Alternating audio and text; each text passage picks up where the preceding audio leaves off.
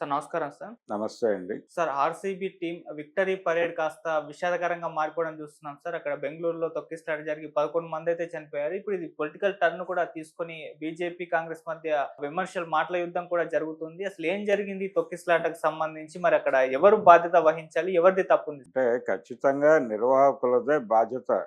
ఈ మరణాలకి ఖచ్చితంగా వాళ్ళు బాధ్యత స్వీకరించక తప్పదు. ఆల్రెడీ డీకే నుంచి ఒక ప్రకటన వచ్చింది. ఆయన కొంత అడ్మిట్ చేస్తున్నట్టుగానే కనిపించాడు. అలాగే ప్రభుత్వం కూడా ఓన్ చేసుకోక తప్పని అనివార్యత ఉంది. వాళ్ళు కూడా ఆ ప్రయత్నాల్లో ఉన్నారు. కన్విన్స్ చేసేటువంటి ప్రయత్నాల్లో ఉన్నారు. అంటే ప్రజల్ని కన్విన్స్ వాళ్ళు ఒక పక్కన హాలిడే ప్రకటించారు. హ్మ్. హాలిడే ప్రకటించి ఇదొక బిగ్ ఈవెంటు అనే విషయం స్పష్టంగా తెలుసు వాళ్ళకి. దానికోసం ఉన్నటువంటి ఎంథూసియాజం ఏమిటి పబ్లిక్‌లో అనే దాని తాలూకా రిపోర్ట్‌లు ఉండబట్టే హ్మ్. హాలిడే డిక్లేర్ చేశారు. హ్మ్. మరి హాలిడే డిక్లేర్ చేసి ఇంత ఫేవర్ ఉంది అనే జ్ఞానం ఉన్నవాళ్ళు మరి ప్రాపర్ ఏర్పాట్లు లేకుండా అలా గాలికెందుకు వదిలేశారు దాన్ని అనే దానికి సమాధానం చెప్పాలి ఖచ్చితంగా. ఇప్పుడు సంధ్యా థియేటర్ ఇన్సిడెంట్ చూసాం మనం ఆ అవును. మధ్య. సంధ్యా థియేటర్‌లో ఆయన అలా వస్తాడు. అక్కడ ఓ చిన్న సెలబ్రేటివ్ మూడ్‌లో చిన్న అకేషన్ జరుగుతుంది. ఇవన్నీ తెలిసి ప్రాపర్ కేర్ తీసుకోలేదు. అక్కడ స్పేస్ ఇవ్వలేదు జనాలకి. అంటే పబ్లిక్ నిలబడటానికి సంబంధించిన ఒక స్పేసు ఉండేలాగా పార్కింగు, ఇతర వ్యవహారాలు చూసుకుని అప్పుడు హీరోని ప్రవేశపెట్టకపోవడం వలన ఇది జరిగింది అని కదా అల్లు అల్లు అర్జున్ మీద వాళ్ళు ఫైల్ చేసిన కేసు, ఆయన్ని జైలుకి పంపించిన విధానం చూసాం మనం. హ్మ్. సో, ఇదే పద్ధతిలో ఇప్పుడు అక్కడ గవర్నమెంటే ల్యాప్స్. ప్రభుత్వమే వదిలేసింది. వదిలేయటం అంటే ప్రాపర్‌గా వాళ్ళకి తెలుసు ఎంతమందొస్తారో దానికి ఒక అవగాహన ఉంది. పైగా ఉన్నటువంటి స్పెక్యులేషన్‌ని వాళ్ళు పెంచుతూ అవకాశం కల్పించి సెలవు డిక్లేర్ చేశారు. హ్మ్. అంటే హెవీ క్రౌడ్ వస్తుంది. దానికి ప్రిపేర్డ్‌గా ఉన్నాం మేమని చెప్పడమే. వీళ్ళు ప్రిపేర్డ్‌గా ఉన్నారనే ఉద్దేశంతో క్రౌడ్ వచ్చేసింది. వచ్చిన తర్వాత అక్కడ ప్రాపర్ ఏర్పాట్లు గందరగోళం అయింది. ఫైనల్‌గా వాళ్ళు పబ్లిక్ అలా చనిపోవడం జరిగింది. హ్మ్. తొక్కిసలాట విపరీతమైనటువంటి తొక్కిసలాట. చాలామంది అంటే చనిపోయిన వాళ్ళు 11 అంటున్నారు గానీ, హ్మ్. గాయాల పాలైన వాళ్ళు అనేకులున్నారు. అవును. అంటే కొంతమంది ప్రైవేట్ హాస్పిటల్స్‌లో ట్రీట్మెంట్ తీసుకున్నారు. వాళ్ళు ఇంకా కౌంట్‌లోకి రాలేదు. నేరుగా వీళ్ళు బాధ్యత తీసుకెళ్ళి అంటే పోలీస్ డిపార్ట్‌మెంటో మరొకరో హ్యాండిల్ చేస్తూ తీసుకెళ్ళి హాస్పిటల్‌లో చేర్చినటువంటి కేసుల వరకే వీళ్ళు లెక్క చెప్తున్నారు. ఇంతమంది ఉన్నారు హాస్పిటల్‌లో క్షతగాత్రులు అని. ఆ క్షతగాత్రుల సంఖ్యకి ప్యారలల్‌గా అదే సంఖ్యలో ప్రైవేట్ హాస్పిటల్స్‌లో ట్రీట్మెంట్లు తీసుకుంటున్న వాళ్ళు కూడా ఉన్నారు. కాబట్టి ఇది కర్ణాటక ప్రభుత్వానికి ఒక మాయని మచ్చగానే చెప్పాలి. అయితే ఇప్పుడు క్వెషన్ ఏంటంటే, ఇక్కడ కాంగ్రెస్ ప్రభుత్వమే ఉంది తెలంగాణలో. మరి వాళ్ళు సీరియస్‌గా సంధ్యా థియేటర్ ఇన్సిడెంట్‌ని పట్టించుకున్నారు. కేసు పెట్టారు. హీరోని తీసుకెళ్ళి లోపల పెట్టారు.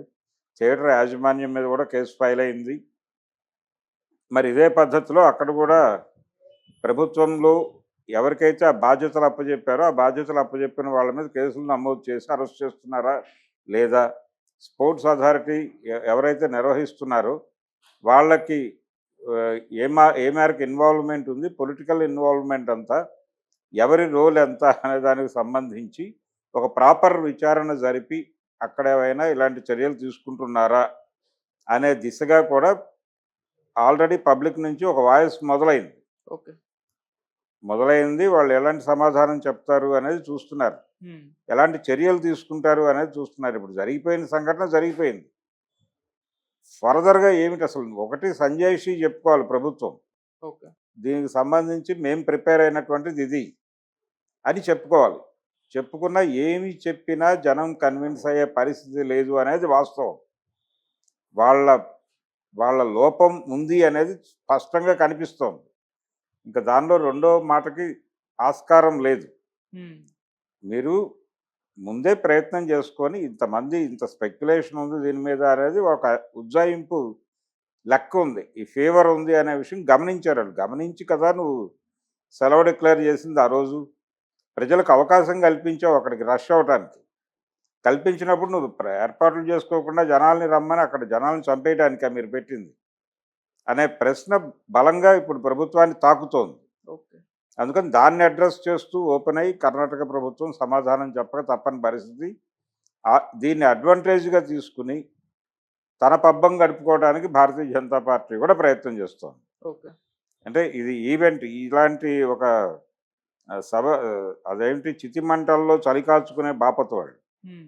అలా ఇక్కడ ఏదైనా చితిమంట రగిలించి ఆ చితిమంటలో చలి కాచుకోవడానికి అవకాశం దొరుకుతుందేమో, ఈ ప్రభుత్వాన్ని పడగొట్టేసి ఇమ్మీడియట్గా ఎలక్షన్కి వెళ్ళటం దాకా ఊహించేసి వాళ్ళు మాట్లాడేస్తున్నారు. హ్మ్. అంటే ఇది టోటల్గా గవర్నమెంట్ ఫెయిల్యూరు, గవర్నమెంట్ ఇమ్మీడియట్గా రిజైన్ చేసేయాలి, డిజాల్వ్ చేసేయాలి అసెంబ్లీ, ఆ లెవెల్ దాకా పెడుతున్నారు. వాళ్ళ తాపత్రయం వాళ్ళది. ఓకే. వాళ్ళకి ప్రజల మీద అంటే చనిపోయిన వాళ్ళ మీద లేకపోతే ఆ సంఘటన సంభవించడానికి దారితీసినటువంటి పరిస్థితుల మీద వాళ్ళకి శ్రద్ధ లేదు.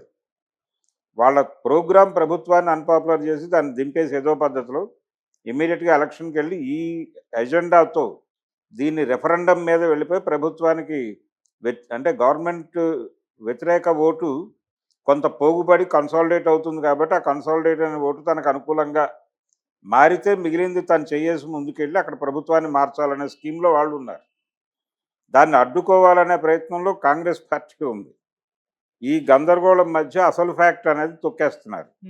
వాళ్ళ లోపాలు ఏమిటో చెప్పుకోవడానికి వాళ్ళకి అవకాశం ఇవ్వటం లేదు. వీళ్ళు ప్రభుత్వం ఓపెన్ అవ్వటానికి ప్రయత్నం చేస్తోంది. డీకే నుంచి మొదలైంది అది. ఆ మొదలైనది కొనసాగింపు లేకుండా వీళ్ళు అడ్డం పడుతున్నారు. అది జరగకుండా ఉంటే ఓపెన్గా గవర్నమెంట్ ఒక స్టేట్మెంట్ ఇవ్వాల్సిన అవసరం ఉంది. ఖచ్చితంగా మాట్లాడాలి వాళ్ళు. ఓకే. మాట్లాడాలి, ఎందుకు జరిగింది అనేది ఓపెన్గా ఒక ఓపెన్ లెటర్ టు పబ్లిక్ రాయాల్సిన అవసరం ఉంది. వాళ్ళ బాధ్యత అది. ఆ బాధ్యతని ప్రాపర్గా నిర్వహిస్తారని అనుకుందాం. ఇది ఒక ఈ ఇన్సిడెంటే కాదు, మనకు అనేక సంఘటనలు కనిపిస్తాయి. గవర్నమెంట్ గ్రాంటెడ్గా తీసేసుకుని జనాల్ని బలిపెట్టడం అనేది. తిరుపతిలో ఒక వైకుంఠ ద్వార దర్శనానికి టికెట్ల అమ్మకానికి ఒక స్కూల్లో కౌంటర్ పెడితే వాళ్ళు ఒక చిన్న మైక్ అరేంజ్ చేసుకోకపోవడం వలన, అంటే పక్క పార్కులో వీళ్ళందరినీ ఉండమని చెప్పారు. ఇక్కడ డోర్స్ వేరే పని మీద ఓపెన్ చేశారు. ఇంకేదో కార్ అలౌ చేయడానికి డోర్ ఓపెన్ చేస్తే డోర్స్ ఓపెన్ చేస్తున్నారనుకుని వాళ్ళందరూ రష్ అయ్యారు. ఆ సందర్భంగా చనిపోయారు. నిజానికి అక్కడే వీళ్ళ మనుషులు ఉండి, అక్కడ పార్కు దగ్గర గేట్ దగ్గర వీళ్ళ మనుషులు ఉండి అది వేరే పని మీద తీశారులేండి, ఇది కాదు అని చెప్పి కూర్చోబెట్టగలిగి ఉండొచ్చు. ఇద్దరు మనుషులను అక్కడ పెడితే పని అయిపోయేది. అది కాకుండా ఒక మైక్ పెట్టి, బాబు ప్రస్తుతం దీనికోసం డోర్లు తీస్తున్నాం, మీరు టెన్షన్ పడకండి అని చెప్పి ప్రిపేర్ చేసినా ఆ గొడవ జరిగేది కాదు. ఇలాంటి ముందస్తు జాగ్రత్తలు తీసుకోకపోవడం వలన జరిగిన సంఘటన ఇది. స్పోర్ట్స్ ఈవెంట్కి సంబంధించిన వీళ్ళ అజాగ్రత్త వలన జరిగినటువంటి ప్రమాదం. మళ్ళీ ఫ్రీ టికెట్లను కూడా చెప్పారు సార్. రకరకాలుగా జనాల్ని రష్ అయ్యేటువంటి వాతావరణం కల్పించారు. కల్పించి వీళ్ళందరినీ తిరిగి ఇళ్ళకి పంపించాల్సిన బాధ్యత కూడా మందే అని అనుకోలేదు. ఓకే.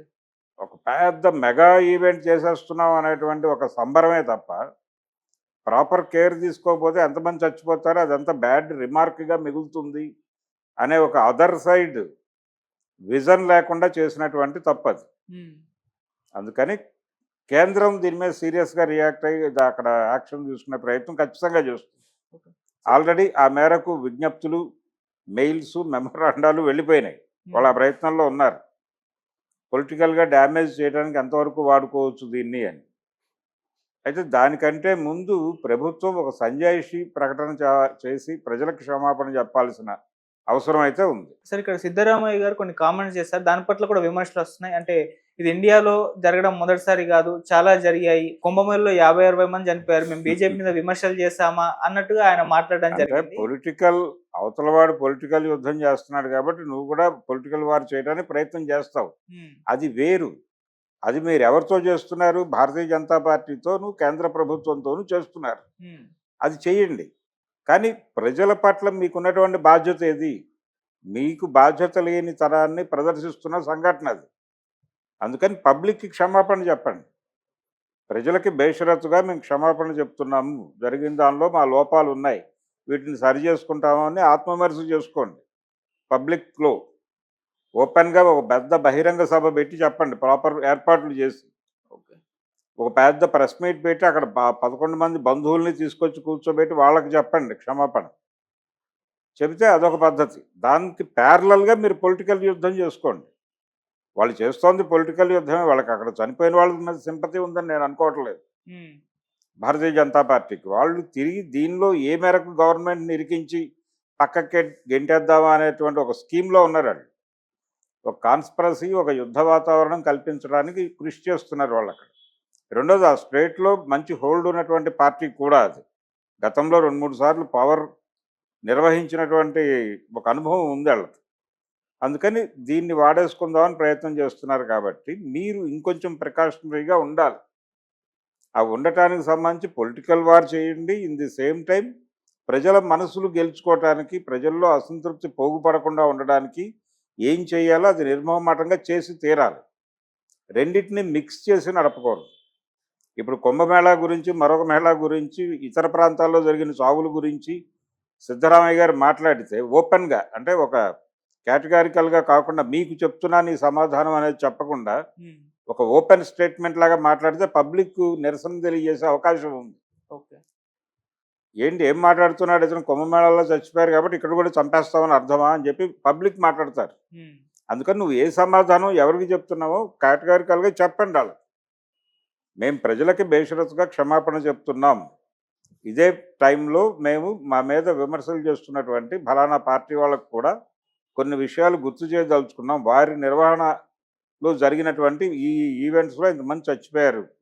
దానికి సమాధానం చెప్పి మా మీద విమర్శలు చేయండి అని చెబుతూ, ప్రజలకి బేషరతుగా క్షమాపణ చెప్తున్నాం అనే పద్ధతిలో ఈ రెండిటిని ఏకోన్ముఖంగా ఒక స్టేట్మెంట్ ఇవ్వాల్సిన అవసరం ఉన్నటువంటి ముఖ్యమంత్రి అనాలోచితంగా అవతల వాళ్ళ మీద ఒక వేగ్ స్టేట్మెంట్ ఇచ్చేస్తే అది తమనంటున్నాడేమో అని పబ్లిక్ అనుకునేటువంటి ప్రమాదం ఉంది.